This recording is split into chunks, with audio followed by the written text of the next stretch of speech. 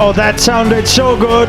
একটা বিশ্বকাপে কোনো ম্যাচ না জিতেও যদি কোটি কোটি টাকা পাওয়া যায় কেমন লাগবে? ঠিক এমনই ঘটতে যাচ্ছে বাংলাদেশ নারী ক্রিকেট দলের ক্ষেত্রে। আসন্ন নারী ওয়ানডে বিশ্বকাপে শুধু অংশ নিলেই হাতে আসবে কয়েক কোটি টাকা। এই টুর্নামেন্টে আইসিসি ঘোষণা করেছে রেকর্ড পরিমাণ প্রাইজ মানি, যা আগের আসরের তুলনায় প্রায় 4 গুণ বেশি। এবার জয় পরাজয়ের বাইরে শুধু অংশগ্রহণই এনে দেবে বড় অঙ্কের অর্থ। চলুন জেনে নিই এবারের বিশ্বকাপে বাংলাদেশ কত টাকা নিশ্চিতভাবেই পাচ্ছে। নারী ক্রিকেটে নতুন ইতিহাস গড়তে চলেছে আসন্ন ওয়ানডে বিশ্বকাপ। আগামী 30 সেপ্টেম্বর থেকে শুরু হবে এই আসর।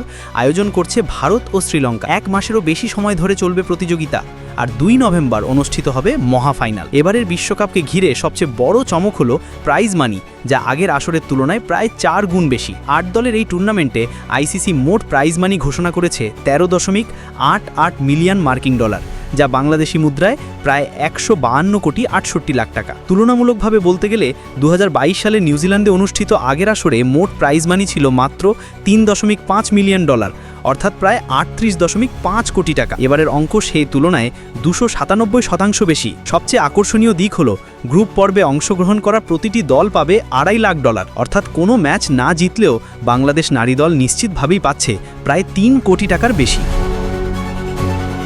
পুরুষদের সর্বশেষ ওয়ানডে বিশ্বকাপে 2023-এ অংশগ্রহণ ফি ছিল তুলনামূলক অনেক কম। তখন কোনো দল যদি একটি ম্যাচও না জিতত তবুও পেত মাত্র $1 লাখ। সেক্ষেত্রে এবার নারীরা পাচ্ছে পুরুষদের চেয়েও বেশি সুযোগ। তবে এখানেই শেষ নয়, প্রতিটি জয়ের জন্য দলগুলো অতিরিক্ত $34,314 করে পাবে। ফলে বাংলাদেশের মেয়েরা যদি কোনো ম্যাচ জিততে পারে তাহলে আরও অর্থ যোগ হবে তাদের প্রাইজ মানিতে। গ্রুপ পর্ব শেষে অবস্থান অনুযায়ীও পুরস্কার নির্ধারণ করা হয়েছে। পঞ্চম ও ষষ্ঠ স্থানে থাকা দল পাবে $7 লাখ, যা বাংলাদেশি মুদ্রায় প্রায় 7,70 লাখ টাকা। আর সপ্তম ও অষ্টম স্থানে থাকা দল পাবে $2.8 লাখ, অর্থাৎ প্রায় 3,08 লাখ টাকা। শীর্ষ দলগুলোর জন্য থাকছে বিশাল পুরস্কার।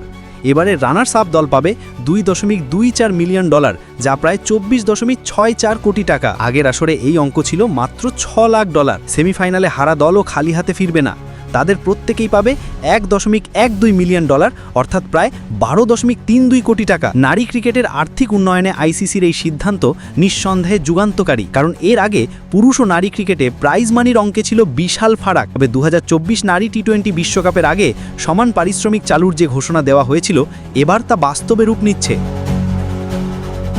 বাংলাদেশ নারী দলের জন্য এটি একটি দারুণ সুযোগ, কারণ খেলার ফলাফল যেমনই হোক আর্থিক দিক থেকে লাভ নিশ্চিত।